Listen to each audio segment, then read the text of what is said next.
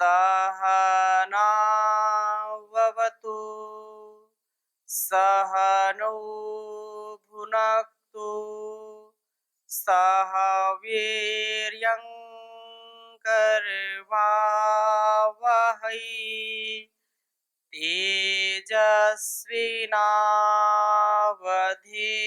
तेजस्विनावधीतमस्तु मा विद्विषावहै। ओम शांति शांति शांति। वैदिक जीवन पद्धति में हम विशेष जो पवित्र भावों को आत्मसात करने वाले मंत्र हैं, उन मंत्रों के द्वारा हम ईश्वर से प्रार्थना कर रहे हैं कि वह हमारे गुण कर्म स्वभाव को, यज्ञ कर्मों को सतत बढ़ाता रहे, हमारे अंदर की न्यूनता को, दुर्बलता को, दुर्गुण को, छल कपट द्वेष दंगा के भावों को, क्रोध के भावों को दूर करता रहे। और दूर करने से ही हमारा जीवन का श्रेष्ठतम जो उद्देश्य है उसकी पूर्ति होगी। यदि हम इसको नहीं कर पाएंगे तो इस जीवन में श्रेष्ठता को कभी भी नहीं अर्जित कर सकते हैं। इसलिए यह प्रार्थना, जब हम क्रोध करते हैं तो एक वैज्ञानिक पक्ष यह भी है कि क्रोध का भाव जब आता है तो जिसके प्रति क्रोध है, कोप है, तो वहां पर कई चीजें आ जाती हैं।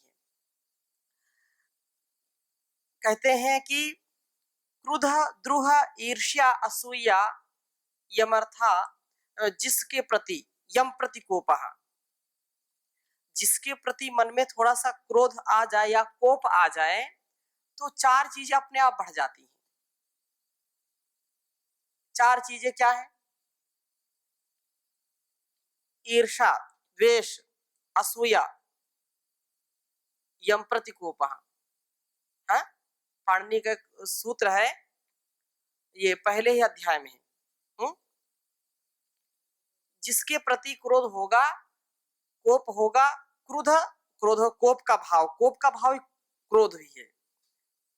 कोप यदि है, क्रोध, द्रोह, ईर्ष्या, असूया, पिछली कक्षा में हमने चर्चा की थी, इसको थोड़ा समझने का प्रयास करते हैं कि यदि जरा सा भी किसी के प्रति हमारा कोप है, यदि किसी से हम निराश हो गए, नाराज हो गए, तो वो नाराज का मतलब क्या है? क्रोध आना।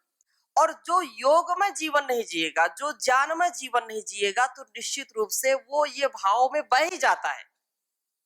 रोक नहीं, अच्छे अच्छे लोग भी अपने आप को रोक नहीं पाते हैं। और खासकर जो विद्वान होते हैं, मैं सबकी बात नहीं करता हूं, कुछ जो तथाकथित विद्वान होते हैं, उनके अंदर अहंकार थोड़ा सा जरूर रहेगा। वो अगर नाराज हो गए तो चल नहीं सकते, और यदि अच्छे हैं तो भी अपनी बात जबरदस्ती दूसरों के ऊपर थोपने काम करेंगे। उदाहरण के लिए जैसे बताऊं मैं, जैसे पंखा होता है, एक समझने के लिए है, पंखा चला दीजिए चलेगा, लेकिन जब बंद करेंगे तो बंद करते करते वो बंद कर दिया तो भी कम से कम 10 चक्कर जरूर लगाएगा, अपने लगाएगा। ऐसे ही मैं उदाहरण से समझाना चाहता हूं कि जो तथाकथित विद्वान होंगे या अविद्वान भी उसमें ले सकते हैं, यदि उनको बोलने के लिए बोल दिया जाए तो वो ठीक समय पर रुकते नहीं। उनको घड़ी जो कथाओं में, प्रवचनों में, उद्बोधनों में जरूर होता है, समय भूल जाते हैं और फिर बार बार घंटी दबाते रहो, वो दबाते दबाते भी वो 4 मिनट 10 मिनट ले ही लेंगे। और अगर आपने बीच में रोक दिया, मैं एक उदाहरण बता रहा हूं उसे, कि यदि बीच में रोक दिया जाकर कि अब आपको नहीं बोलना, तो फिर क्रोध आ जाएगा। प्रवचन दे रहे क्रोध के ऊपर और उनकी परीक्षा लेनी हो तो समय दिया 10 मिनट, आधे घंटे के, 1 घंटे का, और ठीक 1 घंटे पूरे होने पर यदि आप उनको बोलो कि बस हो गया, तो अच्छा विद्वान है वो तो समझ जाएगा। अगर थोड़ी सी भी उसमें न्यूनता है तो क्रोधित हो जाएगा, और क्रोधित होने पर वो फिर ईर्ष्या भी करेगा, द्वेष भी करेगा। तो कोप, मैं समझाने जा रहा था, कोप, कोप होने पर स्वभाव में यदि कोप आ गया,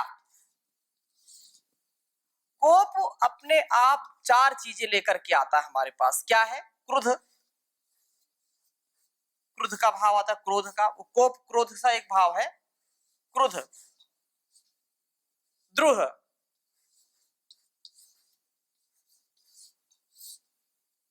ईर्ष्या,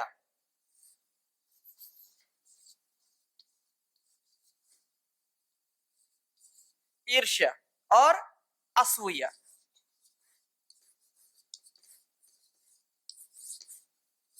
ये भाव है। क्रोध मतलब क्रोध का भाव, क्रोध, और द्रोह माने द्रोह, ईर्ष्या, ईर्ष्या, और असूया माने असूया। ये चार चीजें आप स्वयं कभी अनुभव करिए। यदि थोड़ा सा भी किसी पदार्थ, किसी व्यक्ति या किसी स्थान के प्रति आपका जरा सा भी लगाव है, और उस लगाव को कोई बाधित कर रहा है, यदि किसी से राग है और उसको कोई बाधित कर रहा है, तो फिर उसके प्रति कोप आएगा, कोप आएगा तो क्रोध आ जाएगा। कोप का भाव यदि आया तो ये चार चीजें आ जाएंगी, उसमें क्रोध सबसे पहले आएगा।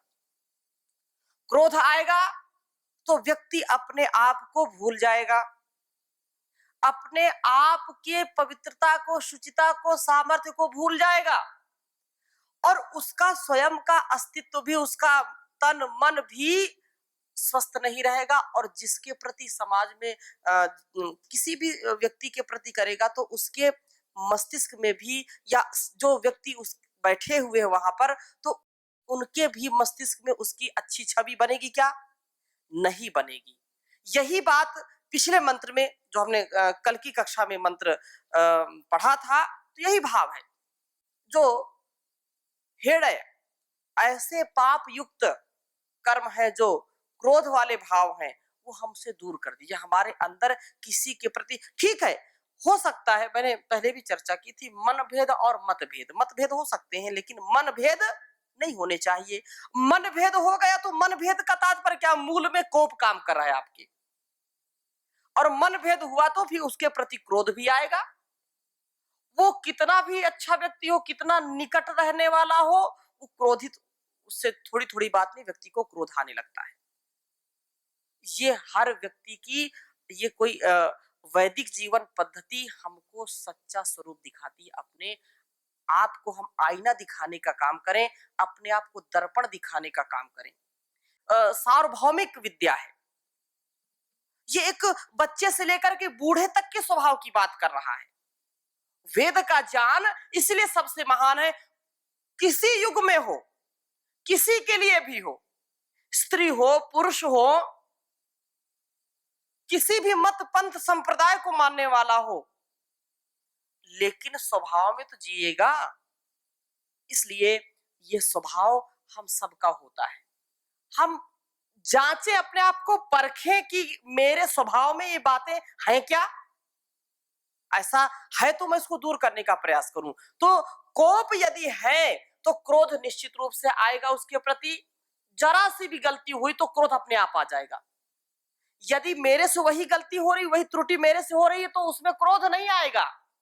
मेरा कोई बहुत स्नेही व्यक्ति है, उसके प्रति मेरा जो राग है, वो मेरा गलती कर दे तो उसके प्रति क्रोध नहीं आएगा। और यदि जिसके प्रति कोप है, उसने जरा सा थोड़ी सी भी त्रुटि कर दी तो हमारा पारा हाई हो जाता है, हम बहुत क्रोधित हो जाते हैं। तो यहां पर समझना पड़ेगा। और उसके प्रति फिर द्रोह आ जाता है। द्रोह हम कर बैठते हैं कि ये तो बार बार ऐसा करता है, हम विद्रोह कर बैठते हैं। विद्रोह बहुत बड़ा शब्द है। वो चाहे परिवार का विद्रोह हो, चाहे समाज का विद्रोह हो, चाहे राष्ट्र का विद्रोह हो, व्यक्ति विद्रोही बन जाता है। और हजारों हजारों गृहस्थी परिवार टूट जाते हैं, समाज टूट जाता है, राष्ट्र टूट जाते हैं, खंड खंड हो जाते हैं। जहां अखंडता की बात होती है वो भी खंड खंड हो जाते हैं इन्हीं कारणों से। और ईर्ष्या, उससे ईर्ष्या, जेलसी का भाव आता है, जलन होने लगती है, जलन होती है, ईर्ष्या का भाव बहुत ज्यादा बढ़ जाता है। फूटी आंख नहीं देखना चाहते उसको, ऐसा बोलते मैं तुझको फूटी आंख नहीं देखना चाहता।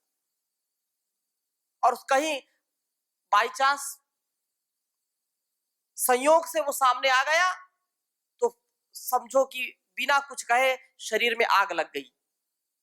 ये बहुत हमारे लिए कल्याणकारी नहीं है, अकल्याणकारी है। और असूया, जिसके प्रति कोप है, जिसके प्रति हमारे अंदर क्रोध की भावना है, वो असूया, उस कितना ही अच्छा काम करे वो, उसमें हमको गलत ही नजर आएगा। असूया का तात्पर्य क्या है?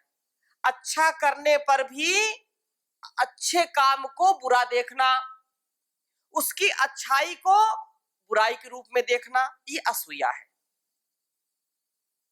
अच्छे लोगों के अच्छे कर्म को हम जब गलत ठहरा देते हैं, राजनीति लोग खूब करते हैं, कितना देश हित का काम हो, कितनी ही सामाजिक कोई जो है वो योजना हो, समाज की उत्थान के लिए हो, तो जो कुछ विपक्ष होना चाहिए, विपक्ष बिना काम नहीं होता।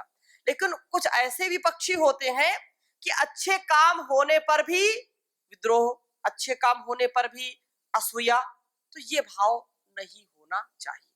जी, कोई प्रश्न आपका? ओम स्वामी जी प्रणाम। जी स्वामी जी, दो शब्द हैं, द्रोह और विद्रोह। जी इनको जरा एक बार फिर से समझा दीजिए समझ में। जी जी जी जी। ये जैसे द्रोह है, यहां पर द्रोह और इसमें वी उपसर्ग लग गया। क्या लग गया? वी उपसर्ग, प्लस वी उपसर्ग लग गया तो विद्रोह हो गया। तो विशेष प्रकार का द्रोह, विद्रोह में जैसे मैंने पहले भी बताया, एक ज्ञान होता है, ज्ञान, और वी लग गया तो क्या है? विज्ञान, विशेष प्रकार का ज्ञान हो गया, विशिष्ट ज्ञान हो गया। तो एक तो द्रोह तो होता है, लेकिन एक विद्रोह हो, विशेष विशिष्ट द्रोह हो कि उसमें कोई गुंजाइश ही नहीं है।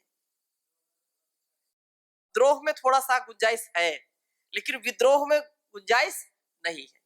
जैसे अंग्रेजों के प्रति विद्रोह हुआ तो वो स्वाभाविक है, अपनी राष्ट्र की गरिमा के लिए, अपने राष्ट्र धर्म को निभाने के लिए विद्रोह, उनके जो दुष्ट शक्ति है, जो आसुरी शक्ति है, उसके प्रति विद्रोह तो करना ही चाहिए। ओम स्वामी प्रणाम। जी जी प्रणाम। स्वामी जी, ये अहंकार क्यों आता है? जी अहंकार के कारण जो भी तो ये चीज होती है ना, जी। अहंकार क्यों आता है सामान्यतः व्यक्ति को? अहंकार के मूल में थोड़ी अज्ञानता होती है। अहंकार के मूल में असमर्पण होता है। अहंकार के मूल में कहीं ना कहीं अश्रद्धा का भाव होता है। जब अनकंडीशनल सरेंडर हम करेंगे, बेशर्त संपूर्ण अस्तित्व को हमने समर्पित कर दिया, तो अहंकार अपना खत्म हो गया। यदि कोई समाज सेवक व्यक्ति है और वो सच्ची निष्ठा से सेवा करने के लिए समाज में उतरा है, तो उसने सब कुछ दांव पर लगाई, अपनी पूरी जो है जवानी दांव पर लगा दी, अपना पूरा अस्तित्व दांव पर लगा दिया, और उसने श्रद्धा के साथ, निष्ठा के साथ, समर्पण के साथ, जान पूर्वक उसने यदि किया है, तो चाहे जान चली जाए लेकिन वो कभी भी कदम पीछे नहीं हटाएगा। और यदि उसमें कहीं ना कहीं थोड़ी सी कुसंगति का भाव आ गया, समर्पण का अभाव हो गया, अज्ञानता ने अगर आकर के व्यक्ति का जीवन उस प्रभावित किया है, तो वो निश्चित रूप से परेशान होगा, अहंकार आएगा। अगर उसको ये है कि नहीं, अहंकार मुझको नहीं करना चाहिए, तो अहंकार के ना प्रभावी होने में मूल हमको जो ज्ञान है उसको सामने रखना चाहिए। एक उदाहरण मैं बताता हूं कि जब अहंकार हमारे अंदर आने लगे, हमको ये पता चल जाए कि अहंकारी मैं हो गया हूं, तो अपने से जो जिस क्षेत्र में, विद्या के क्षेत्र में, शरीर के सामर्थ्य के क्षेत्र में, बौद्धिक या चिकित्सा के क्षेत्र में सैकड़ों प्रकार के जो है स्किल है, सैकड़ों प्रकार की विधियां हैं, पाकशाला पाक विद्या में या कोई भी कला हो, उन कलाओं को हम करते हैं और हमारे अंदर अहंकार आ गया कि मैं तो बहुत अच्छा हूं, मेरे से जैसा कोई नहीं, तो ये अहंकार हमको कहीं ना कहीं गिरा देगा। किसी को अहंकार आ गया अपने शरीर के ऊपर कि मेरे जैसा कोई किसी का शरीर ही नहीं है, मैं बहुत सुंदर हूं, मैं बहुत गोरी हूं, मैं बहुत गोरा हूं, तो ये अहंकार है। मेरा और मैं का भाव यदि आता है तो व्यक्ति निश्चित रूप से परेशान हो जाएगा। और वो यदि विचार करे, अब मूल में जो बात मैं कहने जा रहा हूं कि अहंकार से दूर रहने का एक अचूक उपाय ये है कि मेरे इस जीवन से कितना मैं दूसरों को प्रभावित कर पा रहा हूं या कितना मेरा दायरा है। मेरे जैसे सामर्थ्य वाले लाखों होंगे और मेरे से हजारों गुना सामर्थ्य वाले भी लाखों होंगे, हजारों होंगे, तो मेरी औकात ही क्या है? मेरे शरीर का सामर्थ्य कितना है मैं जानता हूं, लेकिन इससे भी कितने सामर्थ्य वाले हुए और मिट्टी में मिल करके चले गए। वाणी के स्तर पर कोई सोचे कि मेरे जैसा कोई बोलने वाला नहीं, मेरे जैसा कोई जान वाला मस्तिष्क वाला नहीं, मेरे जैसा कोई नेतृत्व करने वाला नहीं, तो उनको ज्ञान का जो है ये दायरा समझना चाहिए कि ज्ञान अनंत है।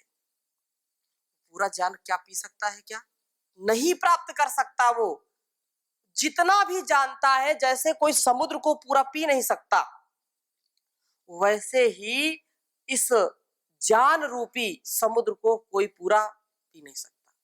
हाँ, प्यास बुझ सकती है।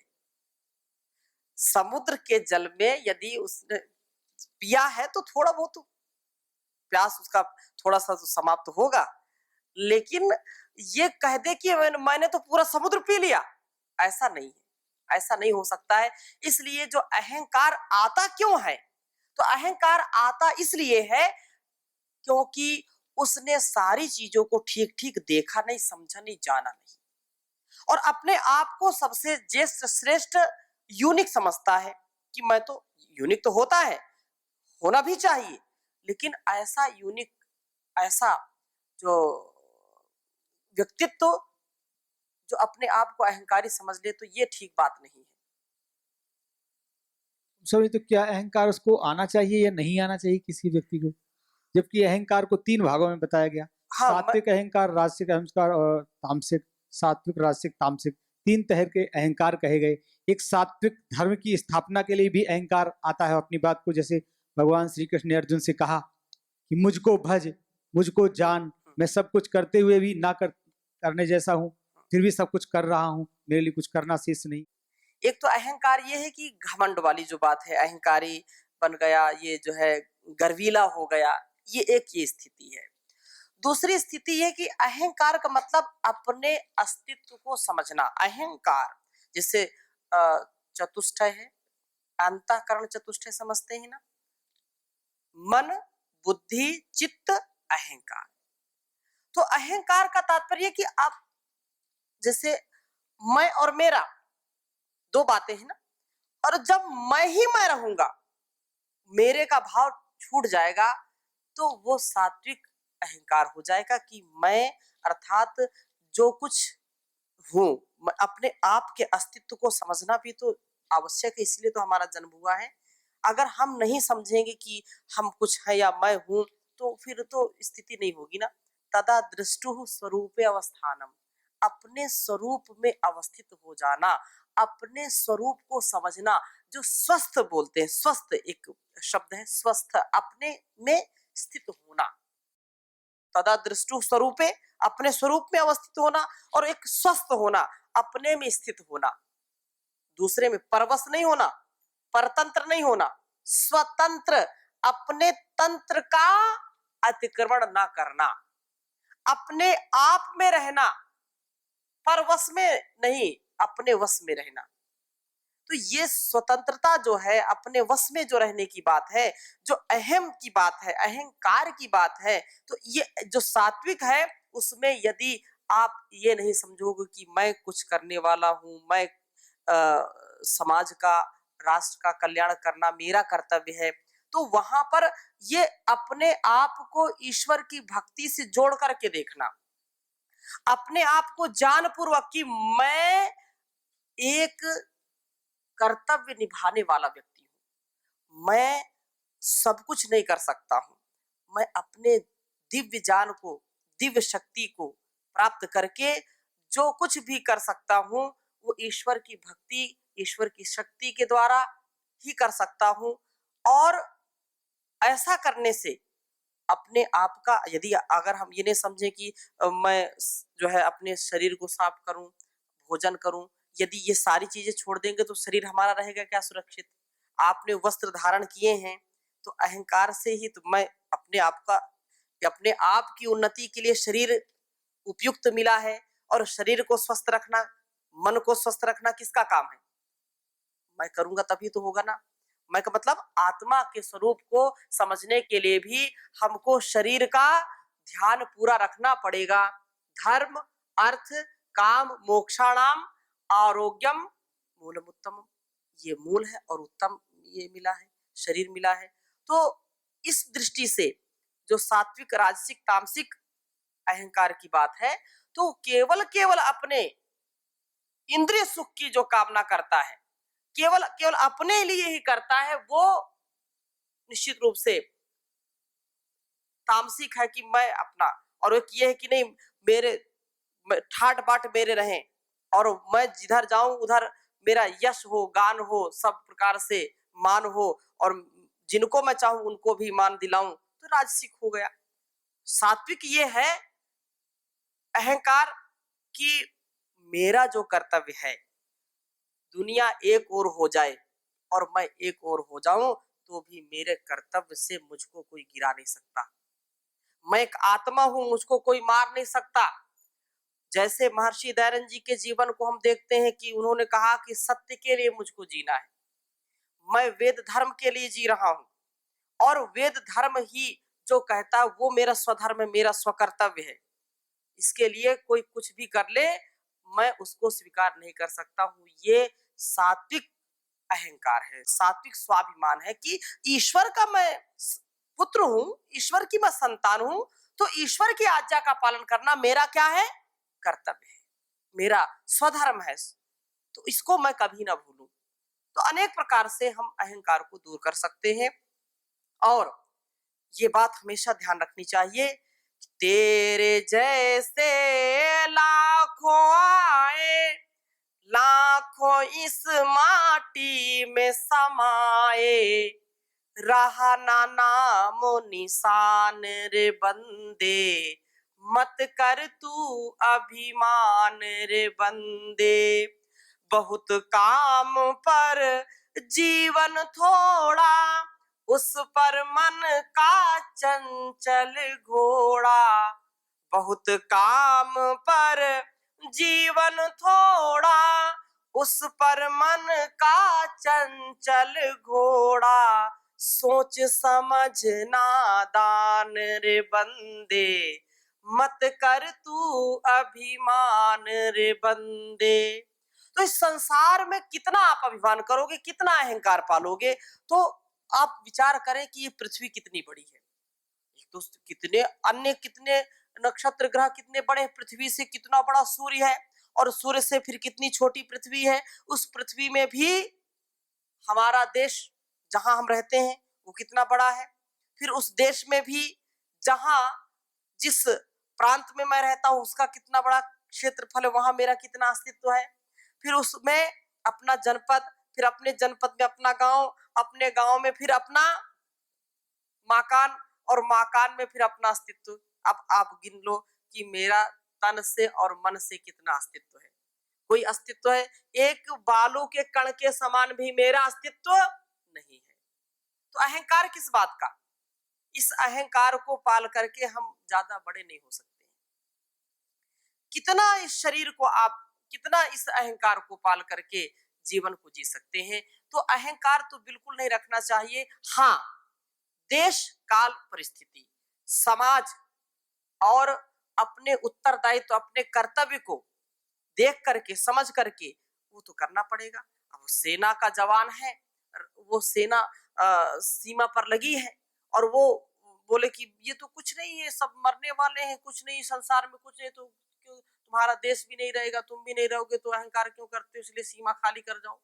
अब ऐसा यदि, उसको तो अहंकार होना चाहिए, राष्ट्र के गौरव के लिए उसकी चाहे जान चली जाए। बोले तुम जमीन के लिए क्यों अहंकार कर रहे हो भाई? ये तो एक टुकड़ा है, अहंकार करोगे तो मिट्टी में मिल जाओगे। कितने तुम्हारे जैसे यहाँ पर सिपाही या शहीद हो गए, तुम भी चले जाओ यहाँ से। अगर ऐसा कोई करने लगे तो राष्ट्र रहेगा क्या? एक दिन भी नहीं रहेगा। तो सेना के जवान का ये उत्तरदायित्व है कि चाहे प्राण चले जाएं, माँ भारती की सेवा में अपने आप को निछावर कर दे। और ये भारत देश ऐसा देश है जहां पर ऐसे वीर सपूतों को माताओं ने जना है। ये सात्विक अहंकार होना चाहिए, और ऐसी ही कर्तव्य की यह जान गंगा बहते रहे। हम अपने कर्तव्य को समझें। अगले मंत्र को अगली कक्षा में लेंगे। ओम शांति शांति शांति।